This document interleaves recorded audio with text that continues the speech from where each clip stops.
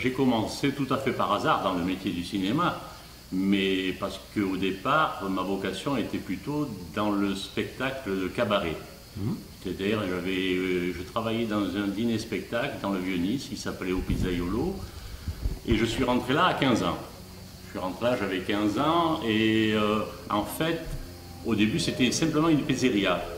Et comme les clients avaient un peu de mal à venir dans cette pizzeria, on a commencé à faire des petites attractions. Donc après, c'est devenu un spectacle qui a été connu dans toute la France, tout ça, et même dans le monde entier. Parce qu'après, on avait des articles en Norvège, on avait des articles en Angleterre, aux États-Unis.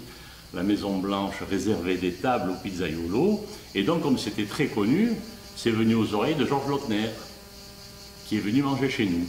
D'accord. Et il a regardé le spectacle, il a été enthousiasmé, et à la fin du spectacle, il est venu, il nous a tous embrassés, et il nous a dit « Mais les petits, comment ça se fait que vous ne faites pas du cinéma ?» Et moi, je me suis enragé, je dis « Mais monsieur, parce que jamais personne nous a demandé d'en faire. Vous êtes dans mon prochain film. » Moi, je dis ben, « C'est super, hein, moi. » Et puis, il s'est passé 6 mois, et un jour, Georges appelle, il dit « Je suis Georges Lautner, je fais un film à Nice, et je veux toute l'équipe du Pizzaiolo avec moi. » Et là, à ce moment-là, ça a été le premier film. On avait une petite figuration avec toute l'équipe. C'était le film, c'était Ne nous fâchons pas, je crois. Oui, Ne nous fâchons pas avec... Avec Lino, Constantin... Voilà, c'est ça, et Lefebvre qui prend des gifles en veux-tu en voilà par Lino Ventura. Et donc, on a fait la première apparition au cinéma dans ce film. Et on chantait une chanson en niçois. Et qu'après j'avais appris d'ailleurs à Georges. Je l'avais appris à Georges, il a chanté avec moi sur une vidéo que j'ai, qu'il m'avait fait lui-même d'ailleurs, et il a chanté la chanson en niçois comme il pouvait la chanter, quoi. Et donc ça a été notre premier film, voilà. Et après, tous les films que Georges Lautner a fait sur la Côte d'Azur, toutes les fois il nous a appelés, et puis on avait plus ou moins des grands rôles. Des fois c'était 2 jours, 1 jour, 18 jours de tournage. J'ai eu 18 jours de tournage dans Il était une fois un flic. Ouais, avec Michel Constantin, Mireille d'Arc, une petite apparition d'Alain Delon. C'était un clin d'œil. Il frappe à la porte, il dit « Je voudrais parler à monsieur », je ne me rappelle plus, c'était peut-être Rodriguez. On lui dit « C'est pas ici, c'est l'étage au-dessus ». C'est tout ce qu'on a vu dans le film d'Alain Delon. Et donc ça a été le 2e film ou 3e film que je faisais avec Georges. Et puis après ça a enchaîné tous les films qu'il a fait sur la Côte d'Azur. J'étais systématiquement dedans. Voilà.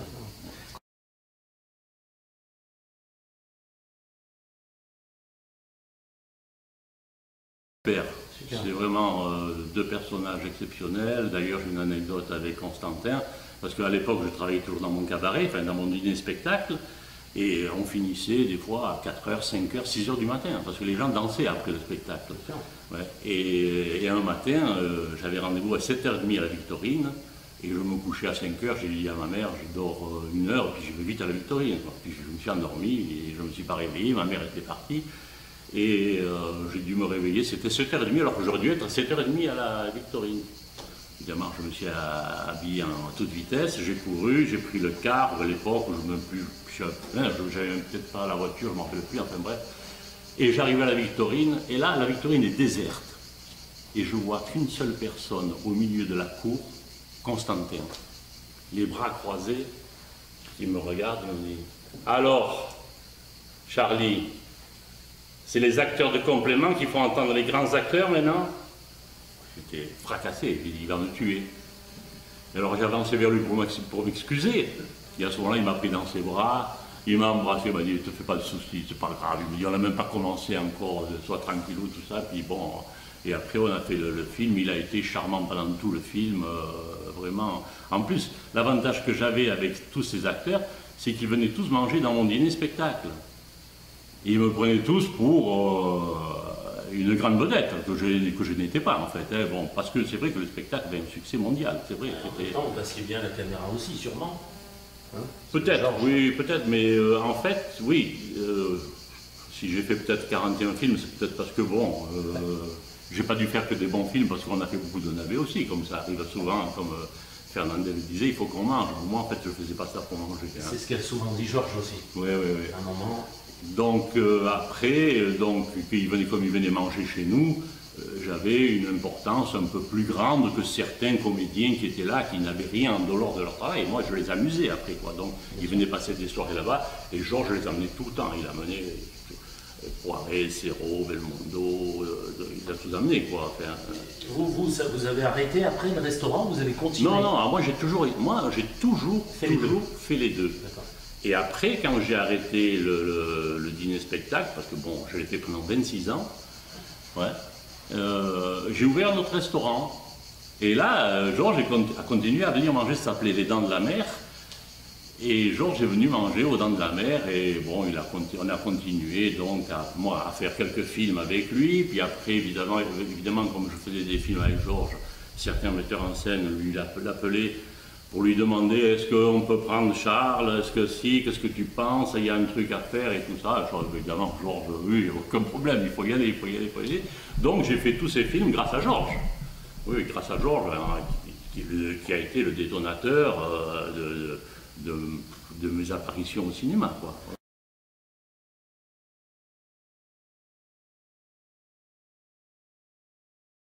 Mon premier film, c'était Ne nous fâchons pas. D'accord. Ouais. Donc vous avez connu Georges en premier? Ah oui, c'est Georges qui m'a initié au cinéma. Okay. Ah oui, oui, c'est Georges, c'est Georges. Et nous, comme on avait... Alors, c'était la première chose un peu comique qu'on faisait dans Ne nous fâchons pas. Et après, en fait, j'ai pas une tête de comique, je pense pas l'avoir. Hein. Mais je faisais rire quand même beaucoup les gens. Les gens partaient du restaurant et me disaient « Monsieur, vous m'avez décroché la mâchoire ». Et pendant tous les films que nous avons fait avec Georges, moi, je voulais déconner. Je voulais faire le marin, je voulais faire moi, j'étais un inconditionnel de Jerry Lewis. Jerry Lewis, c'était mon idole quand j'étais petit. Après, en grandissant pareil, et au Pizzaiolo, mon dîner spectacle, je faisais des numéros de Jerry Lewis. Je faisais La Machine à écrire, je faisais Le Grillon, qui était pour moi un numéro exceptionnel, un grillon fantastique. Donc, je faisais plutôt de Jerry Lewis. Et je disais toujours à Georges, fais-moi faire un truc un peu marrant. Jamais. Alors, Georges, c'était toujours, Georges, fais-moi faire un truc. Non. Tu feras flic ou voyou, toi. Toujours. Alors, toujours le bandit ou toujours le flic. J'ai jamais fait un truc comique dans le film de Georges, parce qu'il m'a toujours dit non. Alors qu'il venait au Pizzaiolo et puis il se tordait de rire. Hein. Il m'appelait, il me dit, est-ce que tu fais ce numéro ce soir? On appelait ça Yellow Submarine, c'était un numéro qu'on faisait avec la machine à café, la vapeur, enfin tout. Et on appelait ça le sous-marin. Voilà. Et c'est un numéro qui au départ durait... initialement, on l'avait créé pour faire 6-7 minutes, mais avec mon ancien associé qui est décédé maintenant malheureusement, nous, notre force a toujours été l'improvisation. On improvisait, et de 7 minutes, on en faisait 25. Et Georges, il était comme un fou. Quand il venait aussi, Pierre Richard, il montait droit sur la table. Quand il voyait ce numéro, il montait droit sur la table, il hurlait de rire. Ah ouais. Et donc après, avec Georges, j'ai continué à faire du cinéma. Et puis après, Pierre Richard m'a fait faire un film, qui était donc, c'était Je suis timide mais je me soigne, mais c'est ça, avec Pierre Richard. Aldo Macione, et c'est là que j'ai rencontré Aldo Macione et que j'ai connu Aldo Macione, que j'avais vu des années avant, dans un film, je ne sais pas si vous vous rappelez, ça racontait un petit peu l'histoire de toutes les petites choses qui arrivent dans le monde, par exemple la pêche au requin, ça s'appelait Mondo Cane. Et là-dedans, je vois un trio qui était fantastique, c'était les Brutos ou les Tontos, parce qu'ils ont eu les deux trucs, et je vois Aldo Macione. Je dis, putain, ce mec, moi donc, qui était donc comique déjà dans mon restaurant, je vois ce type, je dis, ah, c'est un phénomène, mais il m'avait fait mourir de rire. Et là, il n'était pas très connu. Non, il n'était pas très connu, mais il était connu, si vous voulez, dans le musical. Parce qu'il ne passait pas au cinéma, il n'avait pas fait de film encore. C'était son premier film, je crois, où on le voyait, ça s'appelait Mondo Cane. Mais ils ont fait un succès dans le monde entier. Ils sont partis à Las Vegas, ils sont restés je ne sais pas combien de temps à Las Vegas, ils n'ont plus voulu les laisser partir. En Espagne, pareil, ils avaient un contrat de, je dis peut-être des bêtises dans les dates, mais ils avaient peut-être un contrat pour 6 mois, ils sont restés 3 ans. Ah oui, oui, donc ils étaient vraiment... Et quand j'ai vu ce gars, j'ai dit, oh, il est fantastique, il me fait rire, mais vraiment aux éclats. Et c'est Georges qui l'avait repéré? Non, c'était... Georges ne l'avait pas repéré à l'époque, c'est Pierre Richard. Pierre Richard qui le prend donc pour faire le film Je suis timide mais je me soigne. Et Pierre Richard m'appelle et me dit, je fais un film, je te veux dedans, avec les deux copains du Pizzaiolo. Je vous donne un petit rôle, mais c'est simplement un truc.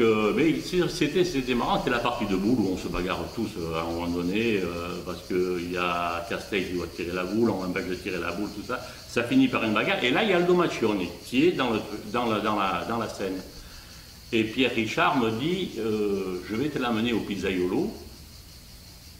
Je fais une soirée, je réunis tout le monde, je te l'amène au Pizzaiolo. J'ai dit tu l'amènes, mais je fais un numéro qui s'appelle Aldo la classe, je ne le ferai pas. Il me dit pourquoi? Je dis parce que j'ose pas le faire devant lui, c'est son numéro, c'est son truc. Moi, j'ose pas le faire. Ah, mais il dit si tu le fais pas, je viens pas. Alors je dis bon, ben, écoute, je vais le faire, mais. Alors donc, on fait le film, et à la fin du film, il invite tous les machinistes, le caméraman, tout le monde, à venir manger au Pizzaiolo, dont Aldo Maccioni et les quelques acteurs qui avaient aussi dans le film. Et vient le moment où je dois faire mon numéro d'Aldo la classe. Et là, j'avais quand même un peu les jetons, hein, la vérité, parce que je ne le connaissais pas plus que dans le film. Et là, je vois donc, il était assis juste en face, parce que la scène c'était un petit bar, hein, au Pizzaiolo c'était un petit bar, et il était juste assis en face de moi. Et je fais donc le numéro d'Aldo la classe et tout ça, et toute la salle applaudit, évidemment, comme d'habitude, hein, et je vois lui comme ça, impassible. Il ne bouge pas un trait, rien. Je dis là, il va me tuer. Et il se lève. Quand tout le monde a fini d'applaudir, il se lève et il regarde. Regarde ces fâches des cons qui les fait mieux que moi. Et là, il est venu, après le spectacle, il m'a dit, tu es mon frère, je te donne mon adresse, tout ça, je viens chez toi, je viens chez moi. Tout. Et là, on est devenus copains, vraiment très, très, très copains. Il venait dormir à la maison, je vous passe les détails, comment on est arrivé. Il venait dormir chez moi à la maison. On a fait le film avec l'ordinaire, le cowboy.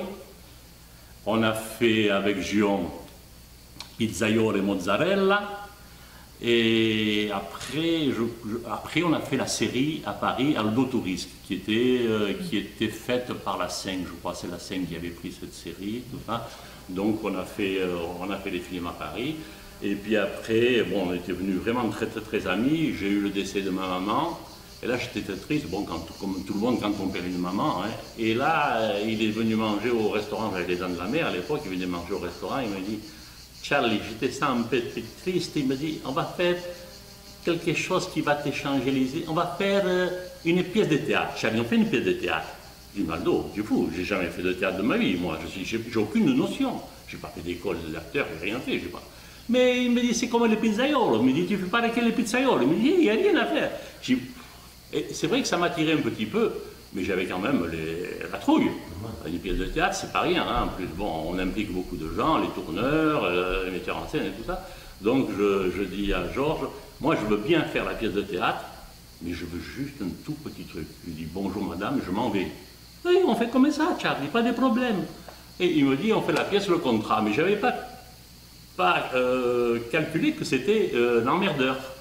Il me dit, tu fais le garçon d'étage, tu as l'assiette, tu comprends, le garçon d'étage, toi, tu es le pizzaiolo, tu es serveur, là-bas, tu fais garçon d'étage, c'est pareil. Il me dit, tu as travaillé à l'hôtel? J'ai dit, oui, je travaille à l'hôtel, mais quand j'ai reçu le script, oh là là, toutes les pages que j'avais à apprendre, parce qu'il a un rôle important, le garçon d'étage, dans l'emmerdeur. J'ai dit, j'y arrive pas. Là, j'avais presque. Parce qu'il fallait que j'apprenne le texte des autres aussi. En plus, j'avais à peu près, on va pas dire de bêtises, je dois apprendre 90 pages de texte, à peu près. Bon, le mien bien et un peu celui des autres. Voilà. Là, j'ai dit, j'y arrive pas. Et je suis allé voir mon docteur, j'ai dit, écoute, j'ai ça, j'arrive. Il me dit, je vais te donner des ampoules qu'on donne aux étudiants pour la mémoire. Bon, finalement, j'ai appris le texte. Et puis après, bon, je suis allé à Paris chez le tourneur, et à ce moment-là, je me rappelais toujours une anecdote, il y avait le directeur du théâtre Grasse de Monte-Carlo, M. Hourdequin, qui était le directeur du Princesse Grasse. Ah oui, ça a toujours depuis longtemps, c'était lui. Il me connaissait du Pizzaiolo. Et moi, je vais pour signer le contrat, et Hourdequin, qui avait pris, lui, 5 soirées à Monaco, dit au tourneur, après, il dit, quand moi, je sais pas, on était à l'aparté ou à côté, il devait faire un truc à lui, il dit, mais qu'est-ce qu'il vient faire là, le gars là? Il dit, ben c'est lui qui fait le garçon. Il dit, non, mais il n'a jamais fait de théâtre, je le connais. C'est le Pizzaiolo de Nice. il a un restaurant spectacle, mais le théâtre, c'est pas pareil. Ah non, non, non, on ne peut pas. Et Rodequin, il avait peur pour son théâtre, à juste titre d'ailleurs, il avait peur. Et donc, Rodequin s'en va, on revient dans la pièce du tourneur avec Aldo Macchione et moi, et là, il me dit, voilà, il y a un petit problème, Rodequin, monsieur, vous n'avez jamais fait de théâtre, non? Et il dit, il a fait le pizzaiolo, c'est pareil, le pizzaiolo, tu ne connais pas, le pizzaiolo, c'est pareil. Et il dit, oui, mais non, mais Rodequin, là, vraiment, il est... Alors il a dit, écoutez bien, si lui fait la pièce, moi je la fais. Si lui il ne fait pas la pièce, moi je ne la fais pas. Et ils me font signer. Donc on a fait la pièce de théâtre, et là on est parti en tournée avec Bernard Ménès, Luc de Biol, et c'était l'actrice, elle faisait partie de la Comédie Française.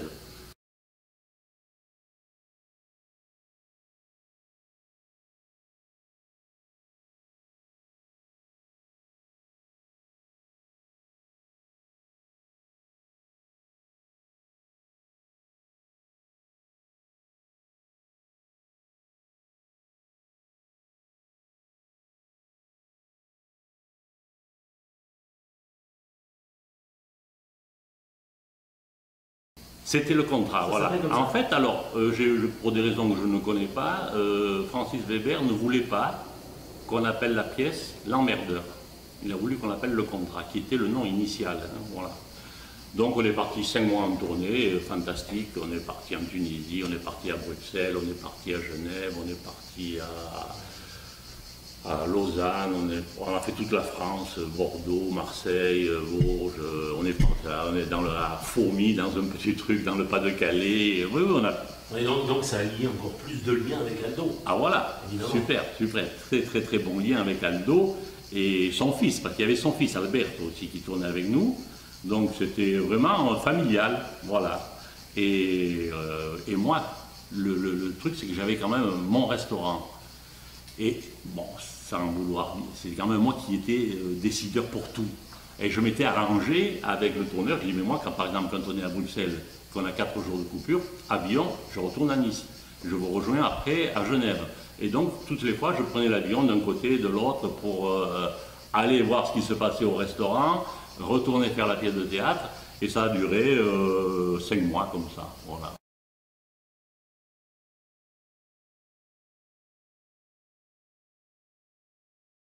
D'autant plus que j'en connais pas mal comme ça. Hein. Oui, oui, je connais beaucoup de Niçois, parce que les Niçois, à l'époque, il y avait beaucoup, avec la Victorine, les studios de la Victorine, il y avait beaucoup de copains à moi qui n'avaient pas de notion de cinéma, ils montaient là-bas, ils s'inscrivaient comme figurants, et on les prenait, et puis des fois, ils n'étaient pas mauvais, on leur faisait faire un petit peu plus, puis après, on leur faisait petit parler, voilà. Voilà.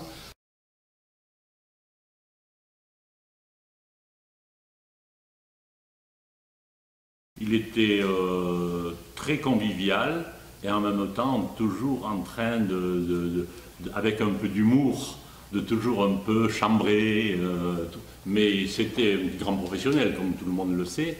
Et j'avais une liberté sur le tournage que beaucoup, malheureusement, ne pouvaient pas avoir. Parce que bon, moi, il me connaissait, il savait le travail que je faisais. Quand on dit, par exemple, le régisseur disait, bon, demain, tout le monde à 8 h ici. Georges venait me dit, toi tu viens à 11 h. Voilà. Et après tout le monde partait à 7 h du soir par exemple, moi je partais quand j'avais fini. Il me dit, si j'ai besoin je t'appelle, s'il y a un truc qui ne va pas, on fait un raccord ou n'importe quoi, je t'appelle. Mais j'ai eu beaucoup de liberté avec Georges parce qu'après on avait vraiment une amitié commune, il était vraiment un garçon, je crois que c'est le garçon dans le cinéma le plus charmant que j'ai rencontré avec Jean-Paul Belmondo. Ouais. Ah ouais, c'était vraiment un amour. Très humain. Ah, il avait le culte de l'amitié comme c'est rare d'avoir ça chez une personne, c'est vrai. Même en vieillissant, il a continué à m'appeler, même quand il ne tournait plus, il m'appelait, viens manger à la maison, tu me manques. Et donc sur les tournages, moi j'essayais toujours donc de faire un petit peu le comique, il me remettait toujours de l'équerre, hein. Il me dit arrête, arrête, non, c'est pas ça, toi c'est ça. Si je le faisais comme ça, non, tu le fais pas comme ça, tu le fais comme ça et comme ça. Bon, genre, d'accord, ok. Mais moi j'avais une idée, non, les idées c'est moi qui les ai eu. Donc voilà, sur le tournage avec Georges, ça s'est toujours très bien passé. Et c'est donc, comme je disais à l'heure, c'est grâce à lui que j'ai fait tous ces films. Parce que bon, après, il y a José Giovanni qui m'a fait tourner. Quel film Giovanni, j'avais fait Boomerang avec Delon. Exact. Voilà, Boomerang. Et ça, c'était grâce à qui? À M. Delon ou... C'était grâce, non, c'était grâce simplement au départ, Georges, qui m'a mis le pied à l'étrier à la Victorine. Après la Victorine, j'avais rencontré un monsieur qui était extraordinaire, qui maintenant est décédé, qui s'appelait René Brun, qui était le régisseur de tous les films. Il était sur tous les films, parce que Georges était très fidèle. Il avait toujours telle personne ici, la script, le régisseur, le caméraman, l'assistant, toujours pareil. Et là, donc, j'ai rencontré aussi beaucoup de gens qui après, comme Vidal, qui est devenu metteur en scène aussi, tous ces assistants qui ont fait du cinéma après, celui qui a fait la guerre des polices, comment il s'appelait, metteur en scène, enfin bref, ça m'échappe. Oui, et après, bon, ces gens-là m'ont fait faire du cinéma aussi. Bien sûr. Voilà. Grâce à Georges au départ, qui m'a fait faire du cinéma. Après, René Brun à la Victorine, quand il y avait un casting, oh ben tiens, on appelle Charlie, on allait là-bas, casting, moi le casting, j'avais horreur de faire les castings, mais bon, je les faisais quand même. Et puis bon, ben avec ça, j'ai fait 41 films, j'ai fait une douzaine de publicités, et puis voilà, tout ça, c'est grâce à Georges, et puis des anecdotes de tournage, bon, il y en a plusieurs qui me reviennent pas tout de suite à l'esprit, parce que bon... Maintenant, c'est un peu vieux. Mais je rebondis parce que c'est vrai qu'on s'est connus aux 10 jours qu'on a organisé à Grasse, là, avec Georges. Et c'est vrai qu'on vous voit arriver. D'ailleurs, moi, je vous vois et je vous propose de faire cette émission, par exemple. Et on voit, vous êtes fidèle, puisque vous venez de me rappeler. On se retrouve et on reparle de Georges. Absolument. Et c'est vrai que Georges, c'était la fidélité avant tout. Hein. Georges, c'était... Moi, j'ai eu des moments avec Georges, mais... qui était pour moi furtif, mais par exemple quand on a fait à Grasse, qu'on a fait, c'était pendant quelques jours, on avait fait un hommage à Georges, c'était la mairie de Grasse qui avait fait ça. Oui, monsieur Leleu. Oui, voilà. Et après on avait fait une projection dans une salle, je crois que c'était un remake des Tontons Flingueurs. C'était les Tontons Flingués. Oui, voilà, les Tontons Justement, l'émission qu'on vient de faire avec Michel, là, voilà. Et moi j'étais assis à côté de Laurent Gérard. C'est ça. Et il y avait encore 2 autres acteurs à côté de moi, je ne me souviens plus qui. Et à la fin, on fait venir Georges pour qu'il parle de son film. Oui, c'est ça. Et il était donc sur l'estrade, et moi j'étais en bas, il y avait Gérard ici, et puis il dit « Charlie ». Moi, ça me tue quand il me dit « Il y a Gérard, il y a 2 autres acteurs », non, il me dit « Charlie ». Et il m'envoie un bisou, c'est vraiment une personne que je regrette énormément, parce que la gentillesse de cet homme, c'était vraiment extraordinaire. Je rêvais de rencontrer Kessel, il m'a fait connaître Kessel, je rêvais de rencontrer... Pinotto, il m'a fait rencontrer Pinotto, on a fait Rémi Julien, on était amis parce qu'on a fait beaucoup de cascades sur les films, notamment sur Il était une fois un flic. C'était une fois un flic, il y avait pas beaucoup de cas, je me jetais 2-3 fois par terre, des trucs comme ça, la mitraillette, tout ça, et Rémi Julien nous avait appris un peu à faire ce qu'il fallait faire. Voilà. Donc voilà, avec Georges, c'était une grande histoire d'amour entre lui et moi. Voilà.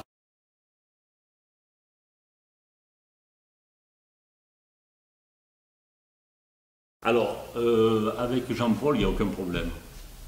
Jean-Paul, il n'y a jamais eu de problème. Je pense qu'il n'y a pas un metteur en scène qui ait pu avoir un problème avec Jean-Paul. Parce que Jean-Paul, c'est un être aussi exceptionnel. Pourtant, l'acteur que c'est, quand moi, il m'a rencontré dans n'importe quel restaurant, des fois, on se tombait dessus comme ça, comme on dit chez nous, on se tombait dessus. Et il me dit, oh, il me dit, le pizzaïolo, il me dit, tu te rappelles quand tu faisais, tant qu'il en a des sous, on danse, quand il en a plus de sous, dodo. Et je faisais ça pour, à la fin, partir, je disais aux gens, aux restaurants, quand il y a des sous, on danse, quand il n'y a plus de sous, dodo. Bon. Et il me faisait ça dans les restaurants, on s'est trouvé dans des restaurants, il le faisait ça, c'était un inconditionnel, le pizzaïolo aussi, il adorait. Le pizzaïolo, il venait avec son frère, souvent aussi avec Alain. Et donc, tous ces acteurs-là qui sont venus, je perds un petit peu le fil. Non, Delon et Jean-Paul, comment Lautner les dirigeait? Voilà, comment il est dirigé. Alors, il est dirigé, donc, Georges, avec, par exemple, Jean-Paul. Jean-Paul, on a une scène dans Joyeuse Pâques. Il me dit, bon, ben, tu y prends le pouls, puis tu regardes sa tension, Georges, tout ça, tout. Et moi, j'étais bien ami déjà avec Jean-Paul. Il me dit, Charlie, tu connais ton texte? Et je dis, oui, Jean-Paul. T'as intérêt, parce que moi, je ne connais pas le mien. Alors, démerde, il m'a dit. Hein. Alors c'était un peu de l'intox parce qu'il le savait son texte. Mais c'est vrai que souvent, bon, il improvisait un petit peu et tout ça. Et donc, tous les tournages que j'ai fait avec Jean-Paul, ça s'est toujours passé merveilleusement bien. Avec Delon, bon, on connaît le caractère d'Alain. Hein, non, justement, on ne le connaît pas bien. On ne le connaît pas bien. On veut savoir. Eh ben, moi j'ai des anecdotes un peu, des trucs que j'avais trouvé bizarres. Par exemple sur Boomerang, on a une scène où j'explique ce qui est arrivé. Je crois que dans le film, si je me rappelle bien, c'est son fils qui tue quelqu'un ou qu'on pense qu'il a tué quelqu'un. Et moi je suis inspecteur de police et je raconte la scène. Donc ça se passe bien tout ça. Et puis après il y a la continuation de cette scène. Et Giovanni dit, bon on fait ça, on en fait 2, on en fait 3, on en fait 4, 5. Voilà, ok c'est bon, on tire la 2 et la 5. Et à ce moment-là, Jean-Paul, qui était dans l'encoignure de la porte, lui fait signe. On continue. Et ça, pour un metteur en scène, je pense que Jean-Paul ne l'aurait jamais fait. C'est pas grave. Ouais. Non, Jean-Paul. Ah, Jean-Paul. Jean-Paul ne l'aurait jamais fait. D'accord. Ouais. Et par contre, Delon se permettait de dire au metteur en scène, non, ça va pas. On continue, c'est pas bon.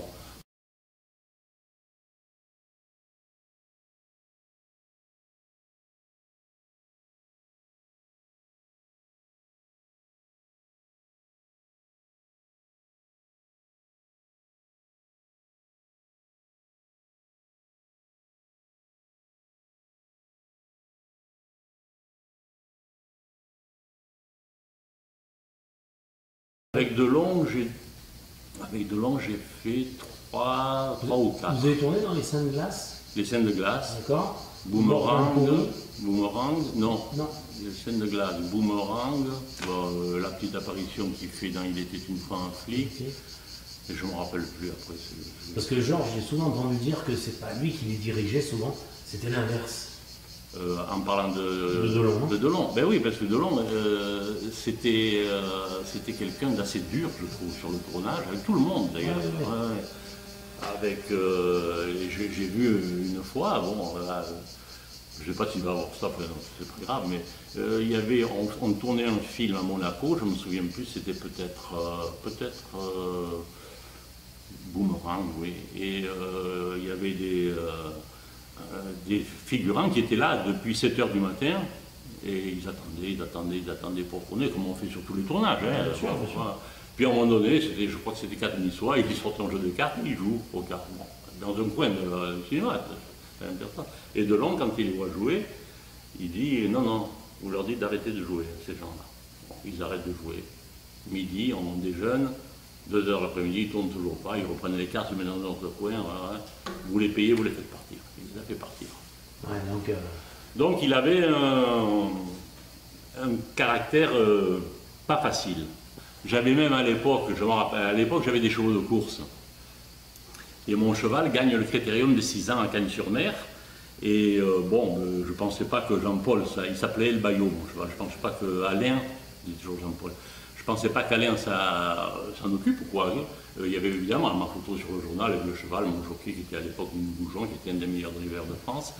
Et en arrivant, la première chose qu'il me dit, bravo El Bayo. Voilà. Et puis après, il m'a demandé comment la course était passée, où j'avais eu le cheval et tout ça et tout. Donc avec moi, il était charmant.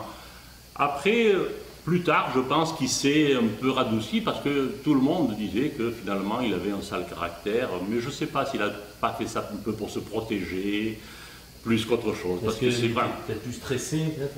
Et puis, c'est pas ça, c'est que par moments, les gens sont envahissants. Alors, on n'a pas toujours un caractère à accepter que les gens viennent empiéter sur votre vie. Et ça gênait pas Jean-Paul. Mais bon, Alain, peut-être, chacun est différent. Alain, peut-être, ça le gênait un peu. Donc, il faisait peut-être un mur, il mettait une palissade un peu entre les gens et lui pour se protéger un petit peu. Mais je crois qu'au fond, c'était un garçon bien. Voilà. On le dit souvent. Oui, c'était. Et puis bon, comme dit Georges, il a quand même, c'est quand même lui qui a coproduit les scènes de glace et Mordin pourri, il a mis de l'argent. Ah, tout à fait, Donc, tout à fait. Il avait des responsabilités. Oui.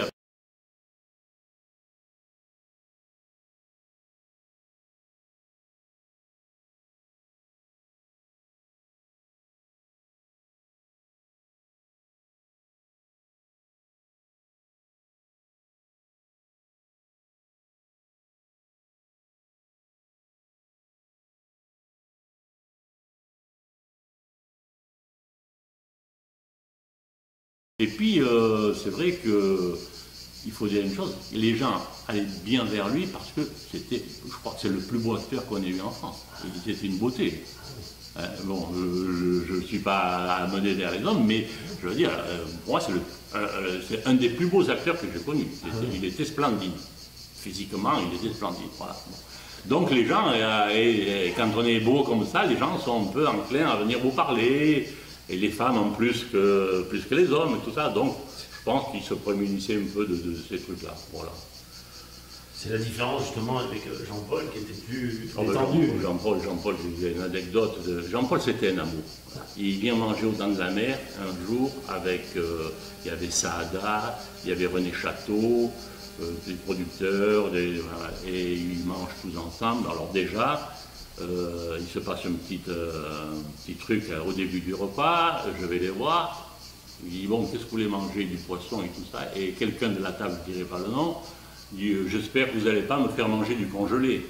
Alors moi, je faisais du poisson frais et sauvage. Mais bon, moi, je ne sais pas s'il lance ça par méchanceté ou par méfiance ou quoi.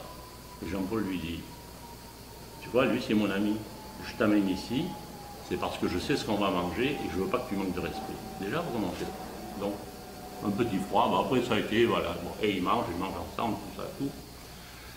À la fin du repas, quelqu'un règle l'addition et Jean-Paul, en parlant avec Château, je ne me rappelle plus, peut-être un autre, sort du restaurant et il s'avance et il part. Moi, le restaurant n'était pas loin du palais de justice. Et il arrive au palais de justice, Jean-Paul. Et là, je le revois, je le suis du regard, et je le revois venir en courant. Je dis, ça, il dit à ma femme, il a oublié quelque chose. Et je vais voir autour de la table, je ne trouve rien. Et il rentre dans le restaurant en courant, je dis, Jean-Paul, qu'est-ce que tu as oublié? Il me dit, j'ai oublié de te dire au revoir. Je dis, Jean-Paul, il me dit, il n'y a que les cons qui ne disent pas au revoir à leurs amis. Voilà, ça c'est Jean-Paul Craché. Après une autre anecdote, un jour il vient manger au restaurant, il avait un super blouson avec des couleurs rouges, parce qu'il aimait bien un petit peu ce qui était voyant, un petit peu, et des couleurs rouges, blanches, bleues sur en cuir, hein, un beau blouson en cuir. Donc je la fais courte, il mange au restaurant, il sort, on se fait la bise, il s'en va. Et il y a un petit qui court vers lui et qui lui dit, Jean-Paul, oh là là, ton blouson, oh là là, j'ai jamais vu un blouson comme ça. Il s'est enlevé, il a donné le blouson. Ouais. Ça, c'était Jean-Paul, voilà. Justement, la différence avec M. Delon, qui, lui, était plus protégé. J'ai eu moins de contact avec Delon qu'avec Jean-Paul, donc je ne peux pas exactement savoir comment il réagissait avec d'autres personnes. Mais il est quand même venu manger au restaurant? Non. Ah. Non. Ah, ouais. Il n'a jamais voulu. Non, jamais voulu venir ni manger au pizzaiolo, dîner spectacle, ni venir manger aux Dents de la Mer. Non. Aux Dents de la Mer, j'ai eu tous les acteurs américains, tout, au pizzaiolo, pareil. Hein. Pizzaiolo, on a le monde entier qui est passé. Kirk Douglas, Bertrand Caster, Henri Fonda, on a eu tous les plus grands. Et donc, Jean-Paul, non, jamais. Alain, jamais. On l'a jamais eu. Voilà. Et une anecdote sur la Grande Sauterelle, Mireille d'Arc, alors la Grande Sauterelle, j'ai pas eu beaucoup, moi, personnellement, de contact avec elle, parce que, bon, j'ai pas eu beaucoup de scènes avec elle. J'avais surtout les scènes avec Constantin et Charles Southwood, qui était un acteur américain. Voilà. Évidemment, j'avais pas beaucoup de dialogue, parce que Lautner voulait que je mange du chewing-gum, mais alors, j'avais la mâchoire détruite à la fin du tournage. Et toutes les fois, on me donnait des chewing-gums neufs, il fallait que je les mâche. Il y a une anecdote sur le tournage, justement. Il me dit, tu verras, il me dit, à un moment donné, il y a Constantin qui parle avec Southwood, et il lui parle de la police française. Et toi, comme tu n'es pas censé comprendre, Southwood se tourne vers toi et te dit, French police. Et toi, tu fais un bras d'honneur. Je dis, ah bon, d'accord, ok, Georges, si tu veux, moi je fais ça. Hein. Alors, donc, la scène se passe, je fais mon bras d'honneur. Bon, après, il y a le film est sorti à Nice, je crois, 7-8 mois après. Et là, évidemment, tous les copains niçois, tout le monde, hein, et, quand ils me voyaient dans la rue, mais avec des gens, par exemple, j'étais avec ma femme ou avec, enfin non, à l'époque c'était des copines, c'était encore ma femme. Et les copains qui me voyaient me faisaient « Charles !» Il me dit, mais pourquoi tout le monde te fait un bras d'honneur? Qu'est-ce que tu leur as fait? Je lui dis, non, mais je n'ai rien fait. C'est parce que je le fais dans le film, donc tout le monde me fait le bras d'honneur dans la rue. Alors, c'était marrant, parce que les gens qui ne connaissaient pas, ou qui n'avaient pas vu le film, même des passants, qui voyaient que tout le monde allait faire le bras d'honneur, ça a duré un mois à Nice, comme ça.